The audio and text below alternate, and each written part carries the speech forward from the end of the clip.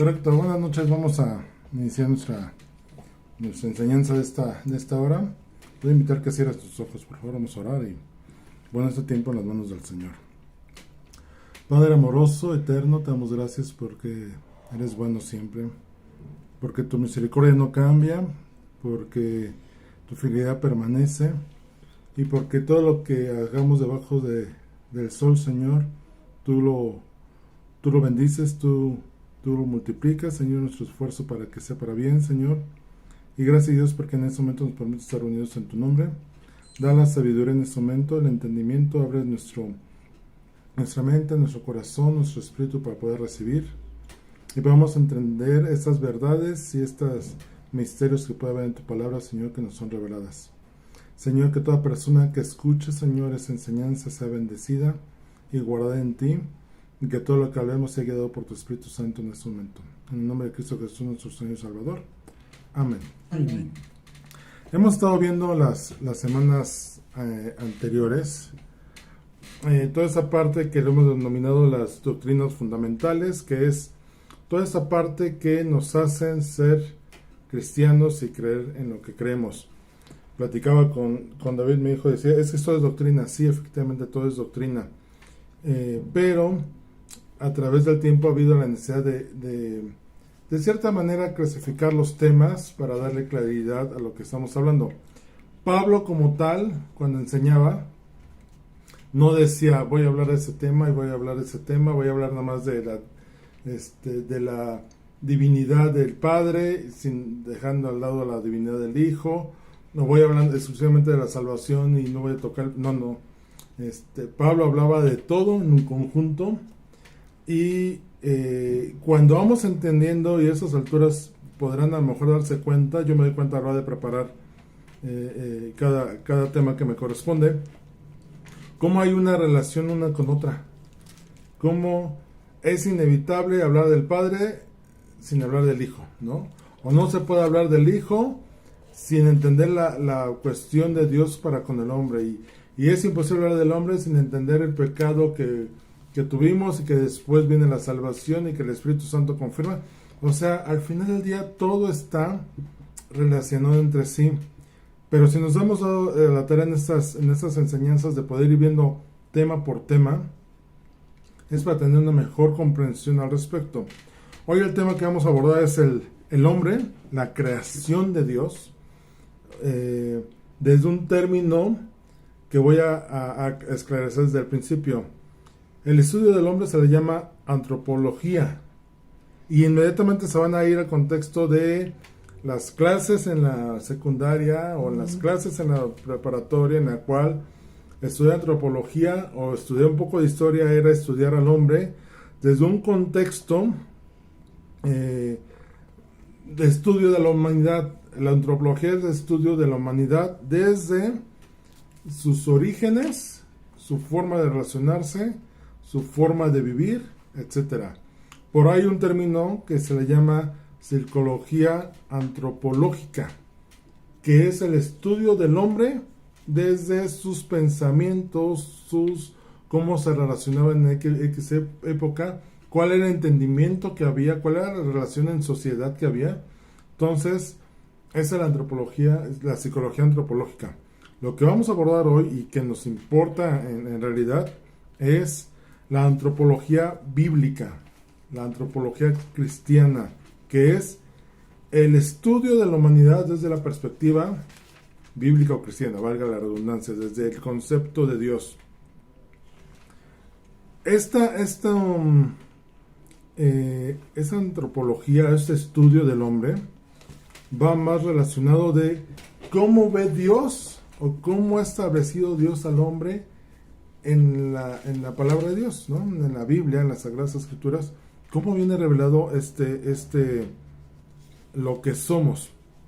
Una definición que encontré que me gustó y creo que centra muy bien lo que vamos a ver es: la antropología bíblica o doctrina del hombre es la parte de la teología bíblica que estudia el origen del hombre, su naturaleza, tanto material como inmaterial, su naturaleza caída, su condición como hombre redimido y su eternidad por venir.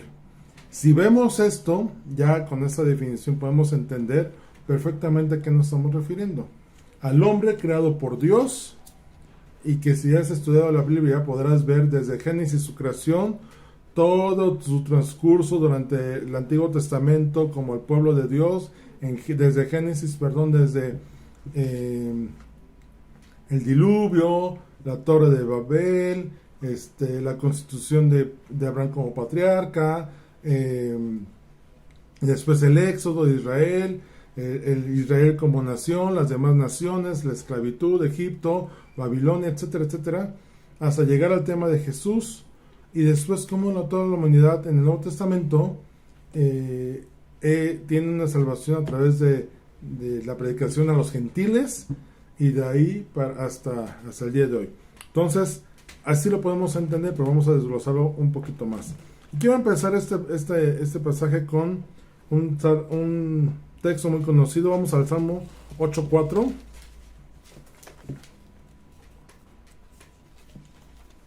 Y ya saben, ¿no? Me voy un poquito rápido con los textos, pero yo aquí los traigo y los vamos comentando. Dice el Salmo 8:4 en la Reina Valera: hoy digo, ¿qué es el hombre para que tengas de él memoria, y el hijo del hombre para que lo visites?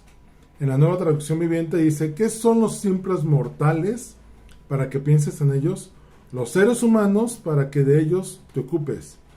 Y la Nueva Versión Internacional dice: me pregunto, ¿qué es el hombre para que en él pienses? ¿Qué es el ser humano para que lo tomes en cuenta? Y aquí vemos varios términos que se utiliza: el hombre, mortales, humanos, ser humano, pero perfectamente entendemos a qué nos estamos refiriendo, que es a esta parte de lo que somos nosotros como raza. Tengo eso no voy a meter mucho, nomás se los quiero comentar.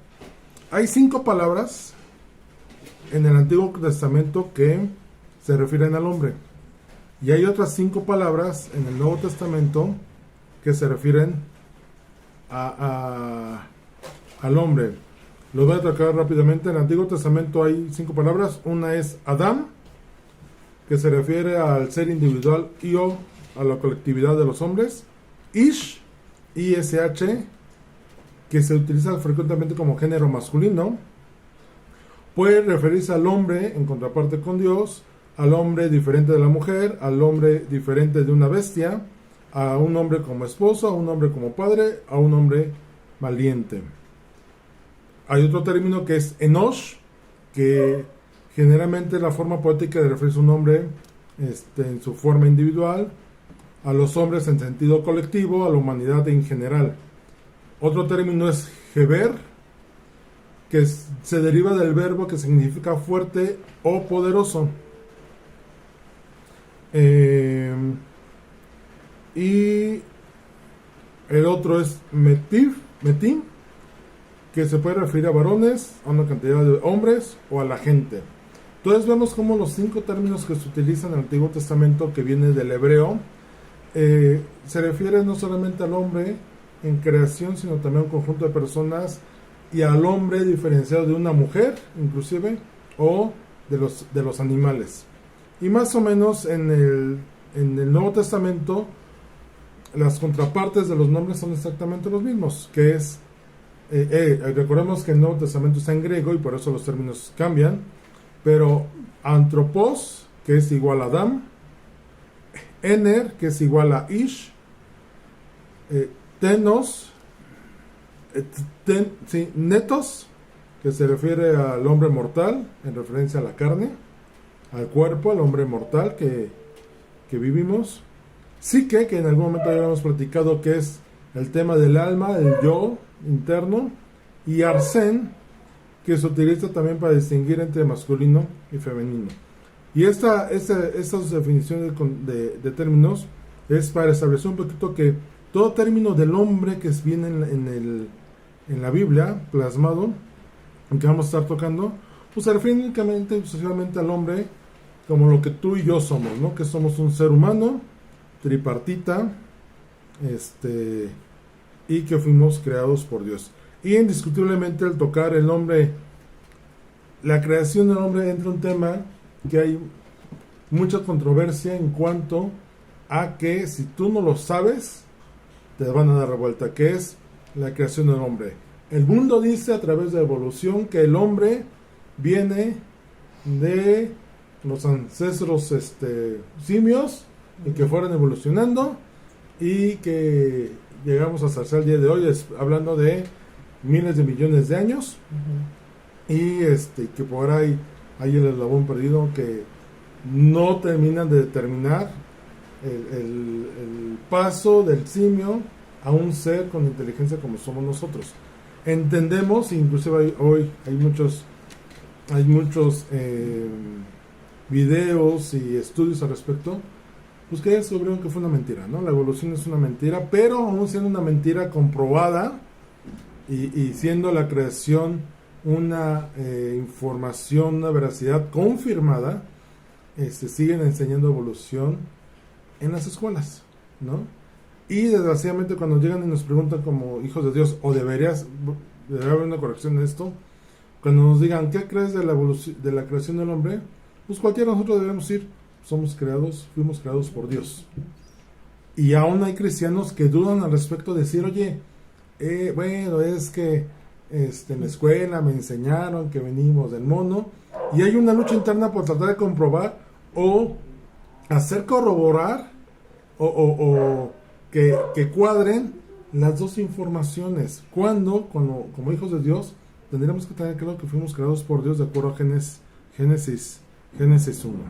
Entonces, ¿cuál es el origen del hombre? Génesis 1, 26, 27 nos narra cómo Dios creó al ser humano, al hombre, a su simple voz. Dice, entonces dijo Dios, hagamos a los seres humanos a nuestra imagen para que sean como nosotros.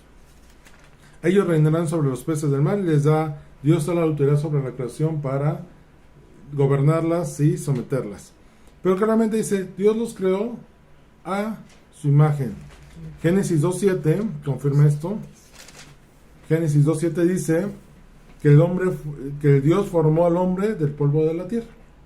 Sopló aliento de vida en la nariz del hombre. Eso ya lo hemos visto, también lo tocamos un poquito en las escrituras, del tema del aliento que Dios da, el espíritu. Y dice Génesis 2.7, y el hombre se convirtió en un ser viviente.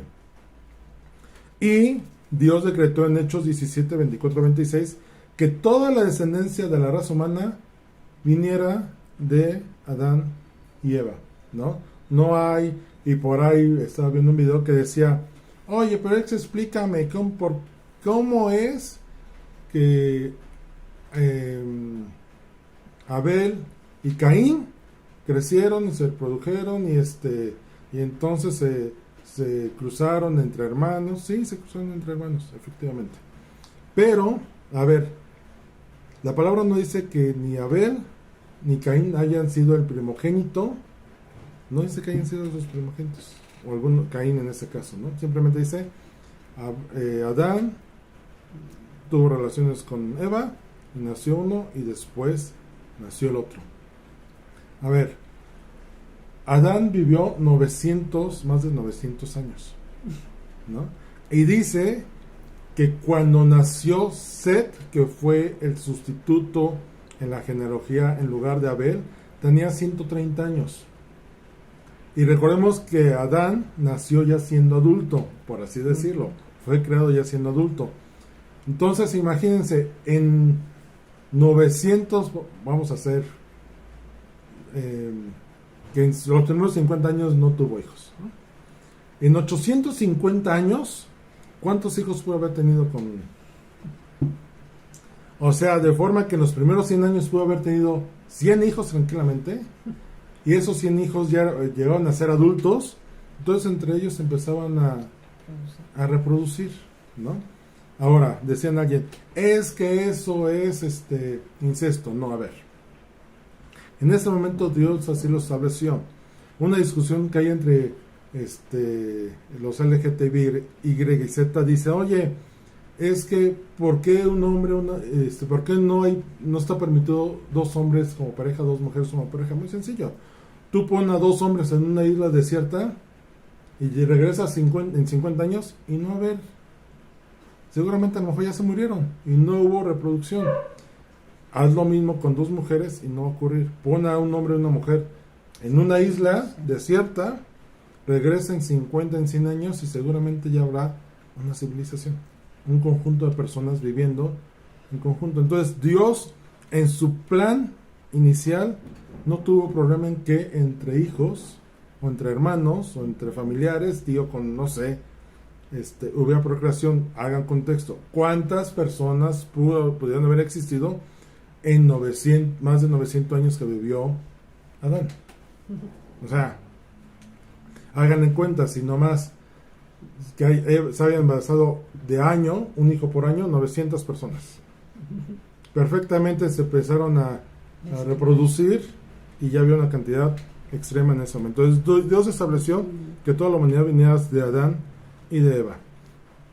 Dios no tenía necesidad de hacernos. A ver, también aquí hay unas posturas, dicen, es que Dios nos creó para jugar con nosotros, somos sus juguetes. No, Dios nos creó simplemente porque era una forma de mostrar su gloria. Él no tenía necesidad de hacernos, Él es Dios, siempre ha estado, ¿no? Pero una forma de manifestar su deidad fue creándonos. Dice Jacob 41:11, ¿quién me ha dado algo para que tenga que pagárselo? Todo lo que hay debajo del cielo es mío. Dios es Señor y dueño de todas las cosas. Entonces, cuando tú eres dueño de algo, pues tú decidas cómo manejarlo, qué hacer y qué no hacer. Hechos 17, 24 y 25 dice que el Señor hizo el mundo y todo lo que hay en él, ya que es por el Señor, ya que Él es el Señor del cielo y de la tierra, no vive en templos hechos por hombres y las manos humanas no pueden servirlo, porque Él no tiene ninguna necesidad. Él es quien da vida y aliento a todo lo que es para satisfacer cada necesidad, para necesidad de nosotros. Isaías 43, 6 y 7 dice, les diré al norte y al sur, traigan a mis hijos e hijas de regreso a Israel desde los rincones más lejanos de la tierra. Traigan a todo el que me reconoce como su Dios, porque yo los he creado para mi gloria. Fui yo quien los formé. Entonces aquí queda claro que Dios nos hizo para su gloria, ¿no? Para mostrar su gloria. Y sobre eso, en consecuencia, los seres humanos podemos deleitarnos en nuestro Señor, Hacedor y Creador. Dice el Salmo 37:4. Deleítate en el Señor y Él te concederá los deseos de tu corazón. Entonces, Efesios 1, 11 y 12, en el verso 12 dice, el propósito de Dios para con nosotros fue que nosotros, los judíos, que fuimos los primeros en confiar en Cristo, diéramos gloria y alabanza a Dios. Y si tú estudias el Pentateuco y prácticamente el Antiguo Testamento, te vas a dar cuenta cómo Dios manifestó su gloria de continuo en el pueblo de Israel. Y ellos, cuando se portaban bien, por así decirlo, reconocían a Dios y alababan a Dios. Tanto así que vemos hombres como Abraham, como Jacob, como Isaac, como los jueces, como David, que conocían a Dios. Y inclusive David llegó al punto de que decir, lo conocía tanto que decía, hasta los que te aborrecen a ti, yo los aborrezco. O sea, no me caen bien los que no cuadran contigo, a mí no me caen bien, mejor de elegidos, porque conocí a Dios, ¿no? Entonces, estamos estableciendo el punto de que fuimos hechos por Dios, para Él, para darle gloria a Él, y que nos hizo a su imagen y semejanza. Y esto de su imagen y semejanza no se refiere a una parte física, que sí podemos tenerlo, pero se refiere más a la parte de Dios en cuanto a moral, conocimiento y espíritu. Dice Génesis 5, 1 al 3, que habla de la descendencia de Adán. Cuando Dios creó a los seres humanos, los hizo para que fuesen semejantes al mismo. Pero esa semejanza no se refiere a ser una copia de Él. No nos hizo en similitud física exactamente como Él. Si vemos que Dios en pasajes de la Biblia se refiere a Él en ciertas partes físicas, como que tiene pies porque dice que pone sus pies sobre el estrado de la tierra, es el estrado de sus pies, que extiende su mano, que tiene oídos y nos oye, que tiene ojos y nos ve, que por su boca abrió su boca y fueron hechas las cosas. Ajá. Está hablando de una semejanza que tenemos con él, pero él no tiene un cuerpo físico. Nosotros nos asemejamos a él, pero más la semejanza viene en el sentido de las partes intangibles, y esto quiero dejarlo muy claro. Hay unas partes tangibles en nosotros, seres humanos, que es lo que podemos tocar, que es nuestro cuerpo, ¿no? O sea, eso no cambia, nuestro cuerpo, pero la parte intangible es el alma y el espíritu. Y recordemos que somos un ser tripartita, que y lo comentamos en otra clase, si yo le hablo a Diana, no le hablo a Diana, no hago una connotación decir, oye Diana, espíritu, ¿no? Le hablo a la Diana espíritu. Alma y cuerpo, no, ahorita no, te estoy hablando a ti, no. O no te digo mamá, carne, ¿no? Mamá, cuerpo, lo demás no importa, no. Cuando nos referimos a una persona, le hablamos a las tres partes que lo componen, tanto la parte tangible como la intangible. Entonces, eso significa que el ser humano, estructuralmente hablando, tiene un parecido a Dios. Y en otra clase damos esta parte. ¿Quieres entender la Trinidad? Pues venos a nosotros. ¿Cuál es la parte tangible de Dios? El Señor Jesús, que dice que Él es la parte visible del Dios invisible. Del Dios intangible, Jesucristo se hizo tangible. Y ya lo estudiamos en la Cristología como los discípulos, Jesús comía, ¿no? Jesús no era un espíritu, Jesús comía, tenía sentimientos, se cansaba, dormía, se reía, ¿no? Cuando supo la noticia de Lázaro lloró, y cuando estaba en el huerto de Getsemaní sintió aflicción, ¿no? O sea, fue un ser humano como tú y como yo, y entonces, y el Espíritu de Dios, que como el Espíritu Santo puede tener emociones, que estudiaremos después cuando nos toque estudiar el Espíritu Santo, como es una persona que tiene sentimientos y emociones. Dice Salmo 139, 14, gracias por hacerme tan maravillosamente complejo, tu fino trabajo es maravilloso, no sé muy bien. Habla el salmista respecto a cómo Dios nos creó a semejanza de Él, y lo comentamos en otra clase. Somos un ser tan complejo, perfectamente diseñado. Que les comentaba el testimonio de alguien que decía, es que es imposible que teniendo un cuerpo como el que tenemos, creamos que somos obras de la casualidad y de la evolución. Y este hombre me decía, definitivamente hay un diseñador divino que nos hizo, y si nos hizo a su imagen, es semejante a Él, ¿no? No exactamente, Él no nos hizo una copia, nos hizo parecidos a Él, sobre todo en la parte mental, moral y espiritual. Y esto lo vamos a ver, la parte moral, que se refiere a la rectitud original en Eclesiastés 7:29, dice, sin embargo, sí encontré lo siguiente, hablando Salomón, Dios creó al ser humano para que sea virtuoso, pero cada uno decidió seguir su propio camino descendente. O sea, Dios nos hizo perfectos, nos hizo con habilidades, porque nos hizo su imagen y semejanza. El hombre fue el que decidió desviarse de esa perfección, esa rectitud que puso nosotros para hacernos nosotros pecadores, y esto lo vamos a ver. La parte mental nos dio una capacidad de razonamiento y de conocimiento. Isaías 1:18 dice, vengan ahora, vamos a resolver este asunto, dice el Señor. Y vamos a resolver este asunto vamos a poner a trabajar nuestra mente para ponernos de acuerdo. No puedes resolver algo sin que tengas un conocimiento previo y pongas a trabajar tu ardilla mental en decir, ¿cómo resuelvo esto? Voy a poner un ejemplo. Aquí tengo a mi hermana. Si yo le digo a mi hermana, oye, me debes 5 pesos. Y ella dice, no, son 3. No, yo son 5. No nos podemos poner a discutir arbitrariamente. Ella me va a empezar a justificar y decir, oye, no, son 3 pesos porque acuérdate que el día 28, a tal hora, te di 2 pesos, por eso nada más quedan pendiente 3. Y mi razonamiento es decir, el día 28, sí, ya me acordé. Oye, sí, pero...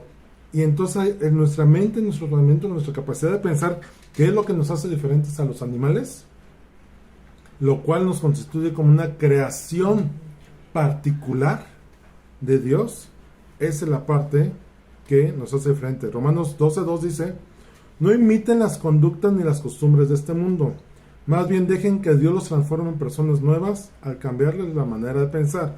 Y cuando está hablando de cambiar nuestra manera de pensar es porque Él nos dio el raciocinio. Y claramente nuestro raciocinio puede ser 2. O es carnal y diabólico, dice Pablo, o es espiritual. Un nuevo pensamiento en Cristo. Y entonces aprenderán a conocer la voluntad de Dios para ustedes, la cual es buena, agradable y perfecta. No vamos a poder aprender la voluntad de Dios si nuestra mente no empieza a trabajar y entender. Hoy en la mañana fui a una presentación de la Biblia que me pareció bastante buena. Se llama patrística, la Biblia, y se refiere el término patrística a los primeros, los padres de la iglesia cristiana, hablando del siglo I al siglo VI, ¿no? Y entonces se pusieron a estudiar toda esta parte de los escritos de los que hay reconocidos, y todos los apuntes que se hicieron de la Biblia los trasladaron a una Biblia de estudio que se llama patrística por los padres de la iglesia, no hablando de los apóstoles, sino la segunda, tercera y cuarta generación, los cuales podríamos decir que traen una doctrina no adulterada. Inclusive ellos pelearon mucho por que la doctrina se conservara pura, ¿no? Y dentro del expositor que platicaba, decía que como en ese momento, en los primeros siglos, el conocimiento o el pensamiento griego y romano dominaba, entonces decía, tenías que ponerle raciocinio, inteligencia a la fe. Esto es, no podías solamente creer, sino tenías que ahora ponerte a pensar en tu fe para entonces entender la fe, ¿no? Y no con eso quitarle un tema divino a la fe, ¿no? Un tema espiritual. Pero simplemente ahora tenías que entender la fe en Cristo, en Dios y en la salvación a través de la cruz, porque tenías gente que te iba a venir a argumentar, oye, ¿por qué? Y por ahí, por ejemplo, en uno de los concilios de Nicea, una de las cosas que tuvieron que atacar fue el pensamiento arriero de un tal Arriero, valga la redundancia, que él empezó a establecer una doctrina en la cual decía que Jesús no era Dios, sino Jesús era una creación de Dios. Entonces venía el entendimiento de poner a trabajar el razonamiento humano, de decir, no, espérame, aquí en la palabra dice, en los escritos dice, etcétera, etcétera, y entonces en base a entender, a ocupar la parte mental que Dios puso en nosotros, poder resolver ese tipo de cosas. Y por último, la parte espiritual, que ya lo habíamos visto en Génesis 2:7, que dice que Dios formó al hombre del polvo de la tierra y sopló aliento de vida al hombre. Y eso de ponernos su espíritu, que es la parte de él, es que tenemos vida. Y es lo que nos hace diferente a cualquier animal que exista en el planeta, o cualquier planta, cualquier ser vivo. Dios, para crearlos, dijo, háganse a las plantas, y les explicaba, Dios lo pensó, y Jesús fue el que en realidad voy a hacer al elefante, así, al rinoceronte lo voy a poner. Jesús fue el que lo hizo conforme a lo que dice la palabra. Dice que por él fueron hechos todas las cosas. Y por él fueron hechos se refiere a que él metió la mano, él diseñó. Dios dijo, y el Espíritu era el que al final Jesús lo hacía, el Espíritu lo hacía caminar, ¿no? Exacto. Es que mi hermana está haciendo así. Exactamente. Era lo que ocurría. Entonces, Jesús, la parte que también nos fue dada como ser humanos es que tenemos un espíritu y que es lo que nos hace semejantes a Dios. Ahora, El propósito de ser creados con esas capacidades es que los seres humanos sean aptos para conocer a su creador y que sean conocidos por él. Esto es, glorificar a Dios y deleitarnos en él. Y no podríamos hacerlo si no somos hechos por el creador. Lo voy a aterrizar así. Hubo un creador de un sistema operativo para computadora que se llama Windows, y que todas las cosas creadas en ese sistema están relacionadas con el sistema mismo, ¿no? El sistema da pie, me acuerdo, había un programita, recuérdame si no era el Visual Basic, en el cual programabas para trabajar en ese ambiente y poder crear cosas en ese mismo, ¿no? Y aquí viene el recordatorio. Mi papá hizo un programita de programación de un béisbol, en el cual programabas para que por azar te mandara strike, bola, qué lanzamiento hacías y cómo le pegaba, ¿no? Pero si él hubiera ocupado otro lenguaje como el Linux, no iba a poder. Podías crear cosas en Linux, pero no jalaban en Windows, ¿no? Entonces, de la misma manera quiero ejemplificar cómo fuimos creados por Dios para entenderlo a él, entender su lenguaje y entonces glorificarle a él. Salmo 16:11: me mostrarás el camino de la vida, me concederás la alegría de tu presencia y el placer de vivir contigo para siempre. El hombre es el representante de Dios en la creación. Ya les decía ahorita, hace un momento, cuando Dios bendijo al hombre, que le dijo: sean fructíferos y multiplíquense, llenen la tierra y gobiernen sobre ella. Esto es la creación, toda la creación que yo hice. Ustedes son mi creación máxima y yo les pongo a cargo de todo lo demás creado. ¿Ok? Ahora, cuando, entendiendo que fuimos creados por Dios y que somos creación de Él y que nos hizo su imagen y semejanza, teniendo una parte tangible y una intangible, pero que todo eso nos constituye lo que somos, entonces, ¿cómo fue que Dios nos creó al principio? Dios nos hizo sin pecado. El hombre, en Génesis 3, podemos leer cómo Dios se paseaba en el jardín de Edén y el hombre tenía una relación con él directa. Adán hablaba con él. Eso lo puedes leer en Génesis 3, al 8 al 10, como cuando después de que Adán y Eva comen el fruto, Dios dice que sale a caminar y dice: ¿dónde estás? Y ese ¿dónde estás? Es, siempre estás aquí y ahora no estás. ¿Dónde estás? El hombre contestó: te oí caminando en el huerto, o sea, no te percibí, no te sentí, te oí caminando. Literalmente, el hombre estaba en un estado espiritual en el cual escuchaba las pisadas de Dios. Y dice que se escondió porque tuvo miedo, porque estaba desnudo. O sea, ya le había sido revelado su contexto de pecado en ese momento. Entonces, Génesis 3, 17 y 19 nos habla cómo ahora en ese momento venimos a tener una naturaleza caída y pecaminosa, en el cual dice: antes tenías todo esto, sencillamente tenías que administrar, ahora vas a tener que trabajar, ¿no? E inclusive vas a tener que trabajar fuera. Es más, dice un pasaje, el 18: vas a trabajar la tierra, pero te producirá espinos y cardos, y vas a tener que comer de sus granos. Antes extendías la mano y agarrabas cualquier fruto que quisieras, ahora vas a tener que trabajar para poder comer. Pero en 2 Corintios 5:17 nos habla cómo a través del sacrificio de Jesús el viejo hombre queda atrás, la vida vieja, y ahora somos hechos una nueva criatura. Y esa nueva criatura no es algo nuevo en el contexto de que no existiera, sino simplemente nos regresa a la relación original que teníamos antes del huerto del Edén. Estoy hablando como raza humana. Dice: Dios creó al ser humano fundamentalmente como una unidad, todo actúa en él y todo entre sí. Esto es lo que les decía ahorita: cuando Dios te habla, bueno, más bien cuando nos hablamos nosotros entre nosotros, o cuando Dios nos habla, no estamos hablando al espíritu, a la carne o al cuerpo, no, nos habla en conjunto. Dice el Salmo 63:1: oh Dios, tú eres mi Dios, de todo corazón yo te busco. Fíjate, está hablando de todo corazón, que está hablando de los sentimientos, el parte del alma.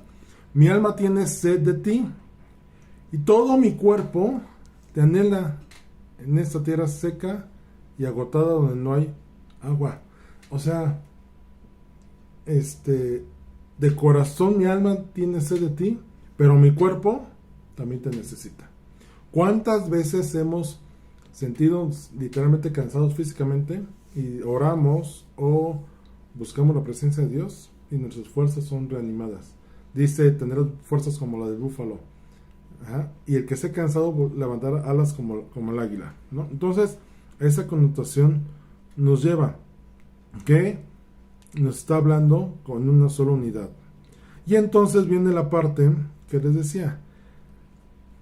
El pecado entró por Adán en el Antiguo Testamento, en Génesis, a través de el pecado, en el cual nos llevó a toda su genealogía en una circunstancia de pecado, una naturaleza pecaminosa, al punto que corrompió nuestra naturaleza espiritual que teníamos original, la corrompió. Esto es, la ensució, la manchó, la deformó, ¿no? No significa que no hayamos dejado de tener esa naturaleza, simplemente la relación que tenemos con Dios fue rota. Y llega al punto a tal grado que dice Pablo en Romanos 3:10, es conocido, como dicen las escrituras, no hay ni un solo justo, ni siquiera uno. Nadie es realmente sabio porque nadie busca a Dios. Y eso de que no hay justo es porque todos hemos pecado. Santiago dice, 3:9 dice, a veces alaban a nuestro Señor y Padre y otras veces maldicen a quienes Dios creó a su propia imagen. Hablando de esa corrupción, y decía Pablo, no puede una fuente tener buenas aguas y malas aguas, ¿no? De tu boca no puede salir bendición y maldición. O eres o no eres, ¿no?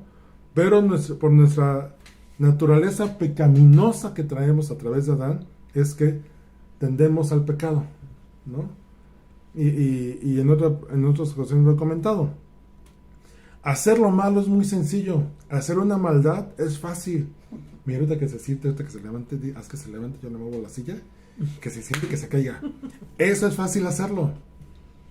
Pero decir, ay, voy a juntar una despensa para dársela a Funeto. Ay, hay una parte en nosotros o de la persona que se acerca a pedirte una moneda y dices, no, a ver, ¿qué edad tienes? Te veo como que de 45 años todavía puedes trabajar, entonces no te voy a dar una moneda porque, ¿no?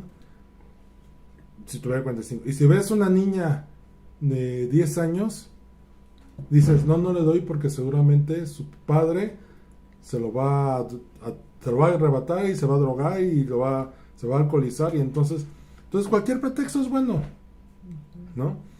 Hoy veía un video que me gustó mucho porque de estos que salen a hacer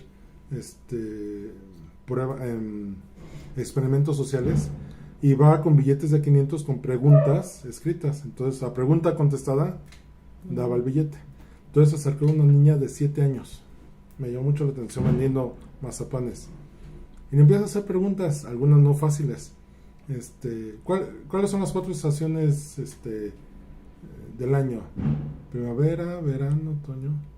Le traía 20 billetes. Se ganó la niña respondiendo 15.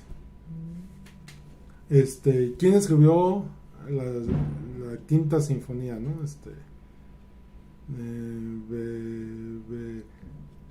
Bueno, la niña contestó la mayoría, ¿no? Yo digo, ¿cómo este cuate se topó con una niña así? Qué bueno que él tuvo el corazón de dárselo. Y él se alegró de dárselo. Bueno, no todos reaccionaremos a veces así. A veces nos es más fácil, no poner peros, sino prejuicios y hacer las cosas buenas. Pero entonces, ¿Qué es lo que necesitamos? Restaurar esa imagen inicial con la que Dios nos creó. Dice Romanos 8:21, pues Dios conoció a los suyos de antemano y los eligió para que llegaran a ser como su Hijo. Esto es, tener nuevamente la naturaleza original con la que Dios nos creó, a fin de que su Hijo fuera el Hijo mayor entre muchos hermanos mayores. Entonces, Efesios 4:23-24 dice, en cambio, dejen que el Espíritu les renueve los pensamientos y las actitudes. Pónganse la nueva naturaleza creada para ser a la semejanza de Dios, quien es verdaderamente justo y santo. Esto es, tenemos que regresar a la naturaleza original que teníamos, esa relación que teníamos con Dios. A causa del pecado, es que necesitamos redención o restauración, que es la capacidad de relacionarnos con Dios.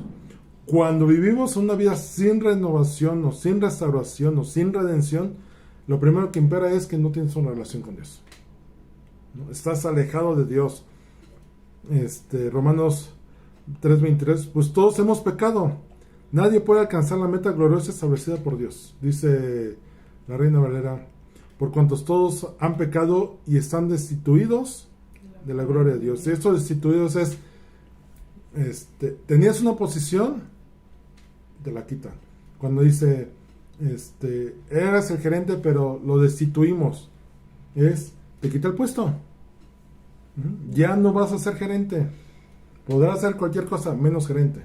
Te destituye, y destituirlo es bajarlo de rango, es hacerlo menos, son escalones hacia abajo, la destitución. Y entonces, si la destitución la entendemos así, entendemos entonces que teníamos una posición original delante de Dios en la creación, y el pecado nos destituyó, nos quitó de esa posición, nos sacó del lugar santísimo, si hablábamos del templo, y nos sacó hasta los atrios. Y entonces en el Antiguo Testamento tenían que hacer sacrificios para entrar al lugar santo, y a través del sacrificio de Jesús, del lugar santo, ahora podemos entrar al lugar santísimo. Entonces, lo que hace la palabra de Dios, la gloria de Dios manifestada, es que nos trae el conocimiento de Dios y nos trae el conocimiento de nuestra iniquidad. ¿De qué nos serviría conocer nuestros pecados si no tenemos el objetivo de conocer a Dios y ser restaurados? Dice más o menos Pablo, yo no conocí pecado hasta que fui confrontado con la palabra de Dios, con la ley. Y entonces fue cuando dije, la estoy regando, ¿no? Estoy condenado en mis pecados, y me doy cuenta, dice Pablo, de los pecadores, yo soy el peor, ¿no? O sea, no, ni siquiera él se considera como el peor, y deberíamos todos considerarnos, entendernos así, porque todos hemos pecado, ¿no? Y entonces, dice en Ezequiel 39 que Dios mostrará su gloria en las naciones, y Dios permitió el castigo a su pueblo escogido para que conocieran que Él era Dios. O sea, Dios les permitió castigo para, conmigo no se juega, ¿no? O sea, necesitan pasar por castigo para saber que... Y entonces el pueblo decía, ¿por qué fuimos castigados? Porque pecamos contra Dios. Ahora entiendo, dice Daniel en su oración, también Ezequiel lo repite, Nehemías también lo dice, Señor, hemos entendido nuestro pecado. Y Daniel es una oración que dice, Señor, perdónanos, porque yo y el pueblo hemos pecado delante de ti, y estamos en esta condición en Babilonia porque te pecamos, porque nos fuiste revelado y nosotros te dijimos no gracias, mas por tus misericordias regrésanos, ¿no? Y Nehemías también hace una oración muy semejante de, la hemos regado, y Nehemías era el copero del rey, y la hemos regado, Señor. Y cuando supo Nehemías de las circunstancias que había, los que habían quedado en Israel, entró en dolor, Señor, ¿por qué lo permites? Sí, reconocemos que la regamos, ¿no? Pero tú eres misericordioso, permítenos regresar. Y pone Nehemías esta carga de regresar. Entonces, Cuando somos confrontados con nuestra iniquidad, con nuestro pecado, no es en balde, es para regresarnos a Dios. A todos en nosotros, antes de conocer a Cristo, pues vivíamos en pecado sin tener conciencia del pecado. Y cuando conocemos a Dios, ¡ay! ¿Y por qué la oración de fe? ¿O por qué llevar a las personas a tener esa conversión de fe, esa declaración de fe? Decir, reconozco que he pecado y que mi pecado me ha alejado de ti y que necesito un Salvador para volver a poder tener relación contigo. Y todos tenemos testimonios de cómo nuestra relación con Dios llega a tener un cambio completo en nosotros, y esto lo podemos ver en Romanos 1 del 18 al 32, como a través del sacrificio de Jesús pasamos de ser una condición que teníamos viles y degradantes, dice el verso 24, a tener una vida cercana a Dios. Inclusive el hombre cambió las verdades de Dios. El texto habla de cómo Dios nos creó de cierta manera perfectos, y los hombres decidieron abandonar esa naturaleza, e inclusive habla de ese tipo de pecado que las mujeres empezaron a meter con mujeres, desdeñando, menospreciando el diseño original, y los hombres con hombres, ¿no? Y luego dicen, ¿dónde viene que Dios aborrece a los LGTB? No aborrece al LGTBYZ, no lo aborrece. El pecado que hacen es lo que aborrece, porque el hombre decidió hacerlo. Y en el verso 29 dice que se llenaron de toda clase de perversiones, pecados, avaricia, odio, envidias, homicidio, peleas, engaños, todas esas naturalezas pecaminosas que chismes, malicias, traidores, insolentes, arrogantes, fanfarrones y cualquier clasificación en la cual seguramente nosotros hemos cometido algo. Y entonces dice Romanos 1:28 que Dios dijo, bueno, tantas soterías tienen en su cabeza, ok, sigan en ellas, ¿no? Hasta que les llegue la luz. Dice en la nueva traducción viviente 1:28 Romanos, por pensar que eran una tontería reconocer a Dios, Él los abandonó a sus tontos razonamientos y dejó que hicieran cosas que jamás deberían hacerse. ¿Pero para qué lo hizo? Para que el hombre se diera cuenta de su condición y naturaleza.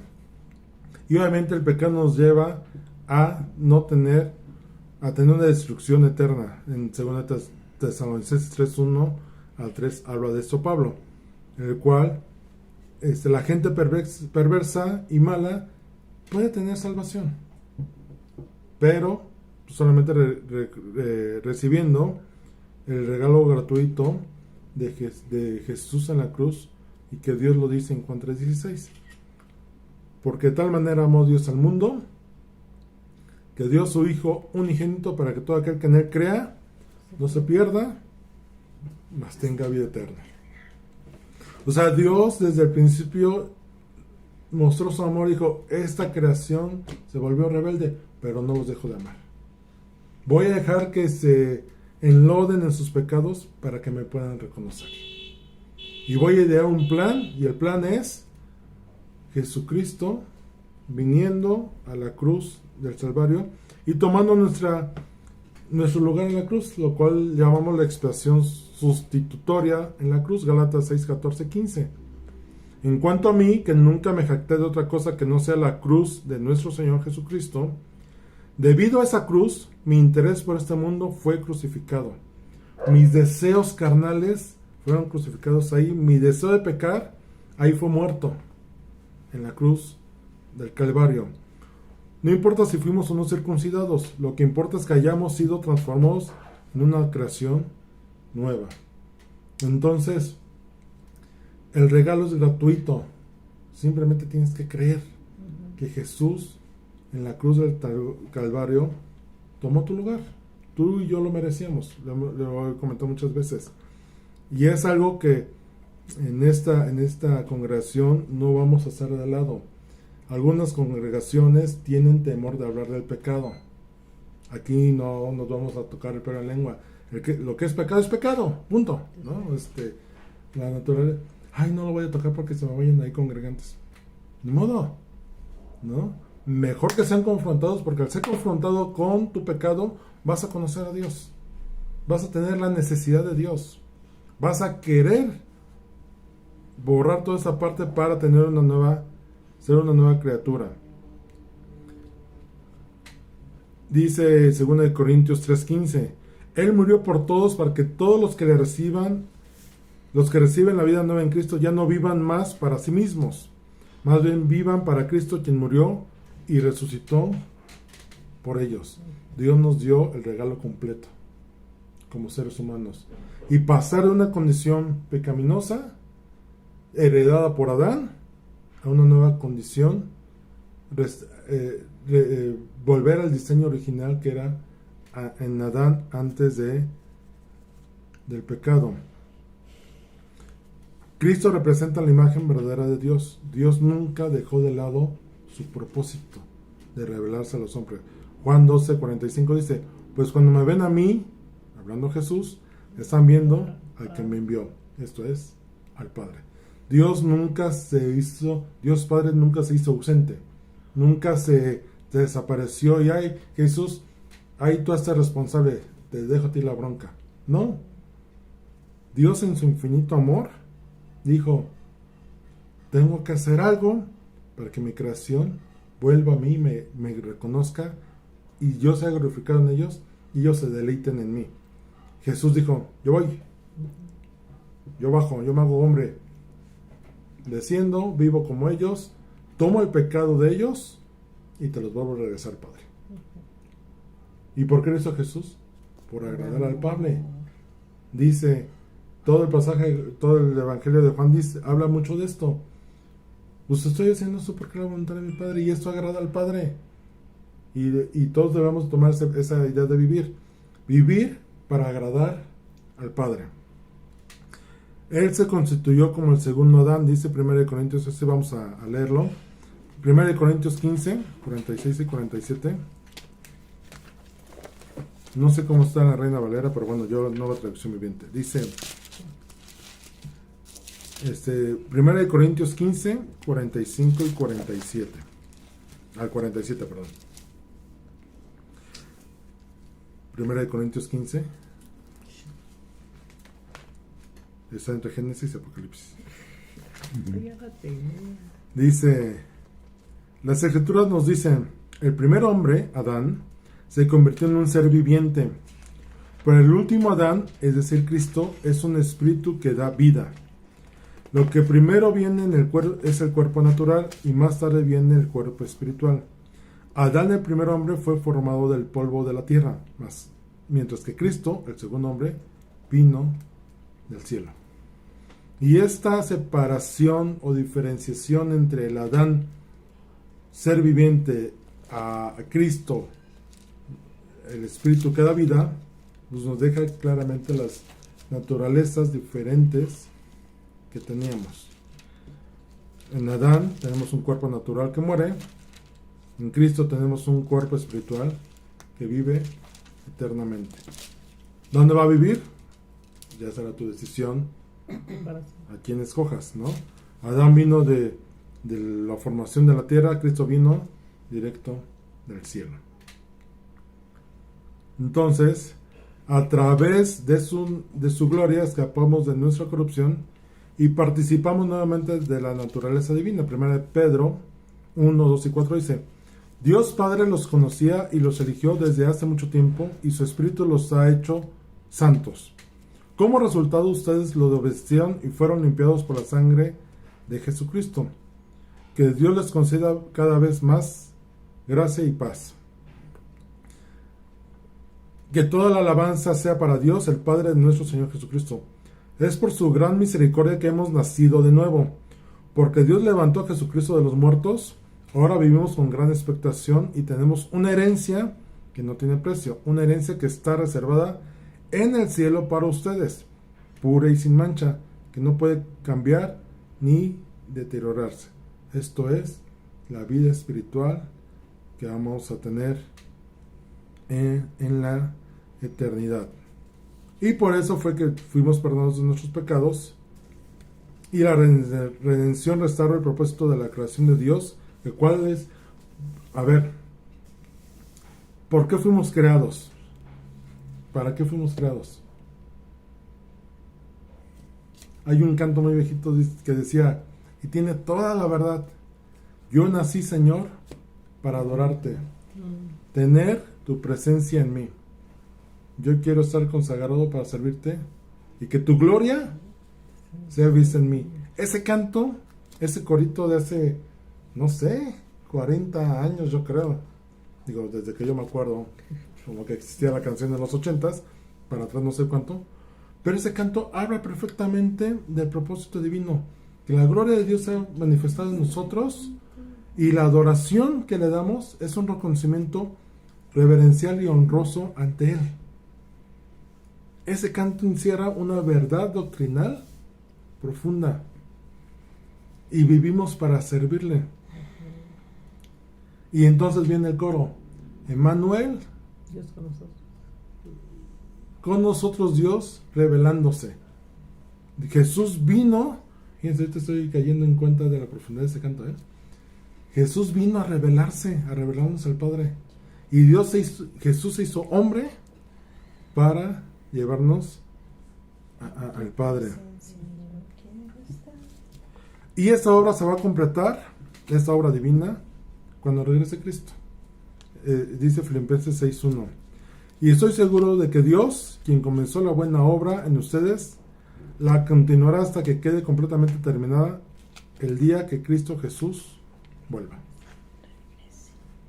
Ese canto lo cantaba Stevie Green, ¿no? Aquel que la buena obra empezó será fiel en completarla. Esto es, la convicción que ahora hemos recibido en Cristo Jesús de una restauración en nuestro estado original no se va a quedar en un tema terrenal aquí.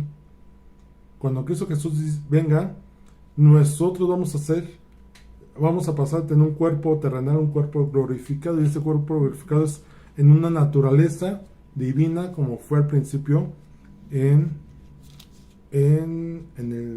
la creación, en Génesis 1, ¿no? En la creación de Adán. Entonces, estudiar ahora, si yo les digo respecto al hombre, creación de Dios, hablando de antropología, cambia completamente lo estudiado ahorita con respecto a lo que enseña la ciencia. La ciencia te va a decir cómo se relacionaba, y inclusive algunos antropólogos reconocidos y creyentes,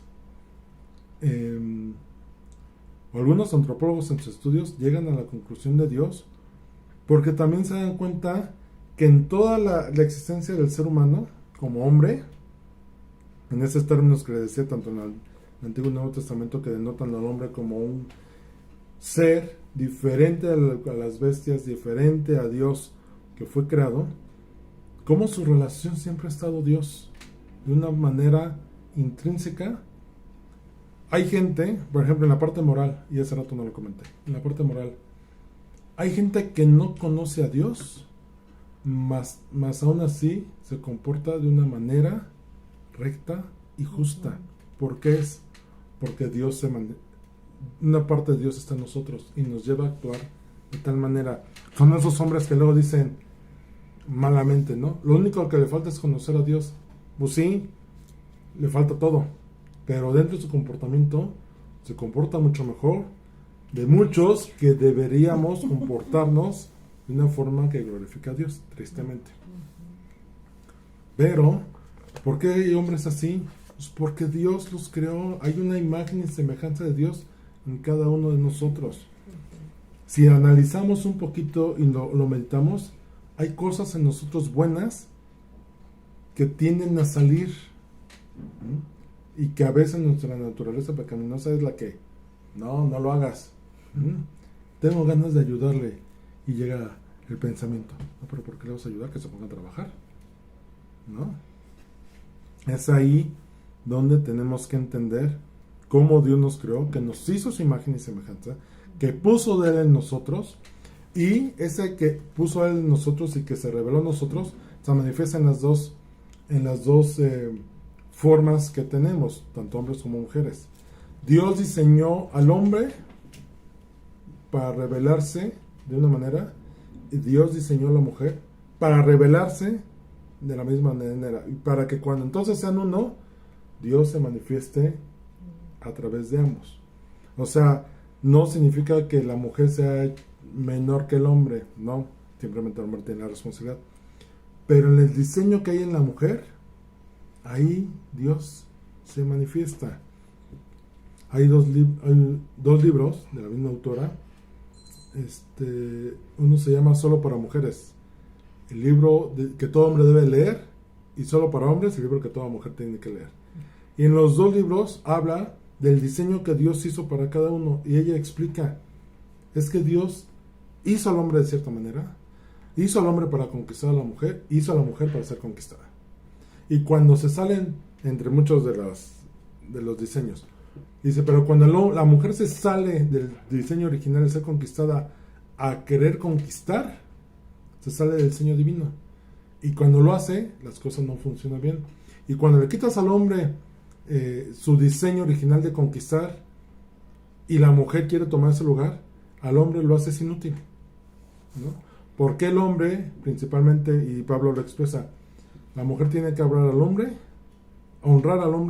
y el hombre tiene que amar a la mujer. Dios puso naturalezas en nosotros así, ¿no? Diseños de esa manera.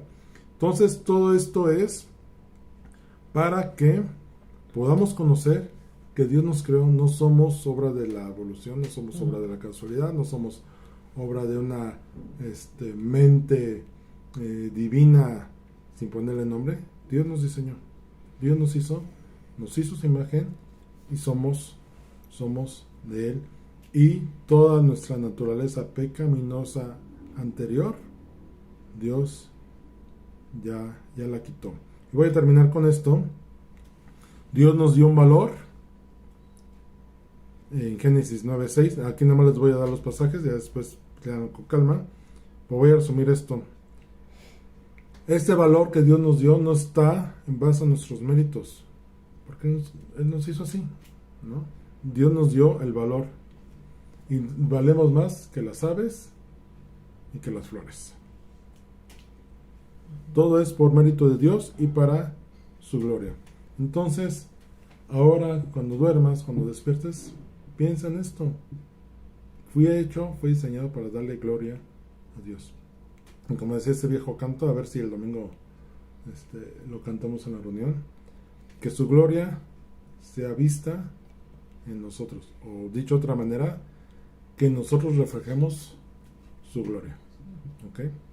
Entonces, ahí donde estás, vamos a orar, y cierra tus ojos y empieza a meditar en esto. No eres obra de la casualidad, no eres obra de una evolución, no eres el fin de una relación ilícita. Dios te creó. Aún en medio de pecado, como dice Salmo 51, en pecado fui formado, dice David. Sí, en pecado fuimos formados, pero aún en eso tenemos una naturaleza divina. Y te rogamos, Señor, que día tras día nos puedas ayudar a llevarnos a ser perfeccionados en esa nueva naturaleza que tenemos ahora, que será completamente terminada cuando tú vengas y podamos pasar ese cuerpo terrenal a un cuerpo glorificado en ti. Gracias, Dios, porque nos hiciste para manifestación en tu gloria, y permite que en todas las formas que vivamos, nos movamos, pensamos y actuemos y reaccionemos, te demos la gloria a ti. Tráenos a conciencia, Espíritu Santo, esta verdad. Somos hijos de Dios y fuimos creados por Él. Gracias, Señor, por tu sacrificio en la cruz, en la cual nos has restaurado de la naturaleza pecaminosa en la cual vivimos. Ayúdanos a caminar diariamente en ti, a crecer en ti y a vivir de una forma que te agrade en todas las maneras posibles.